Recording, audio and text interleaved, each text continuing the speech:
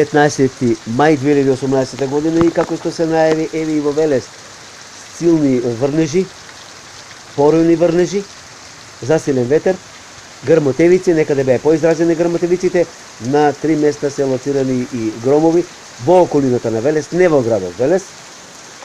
Точно не може да се одреди сега за сега. Ете, такво е времето во Велес. Помалку ќе видиме каква е состојбата над Република Македонија со ова видеоанимација. Значи, уште од 15-16 часов состојбата се влошила во Република Македонија. Силни врнежи, порујни врнежи во многу делови од Република Македонија.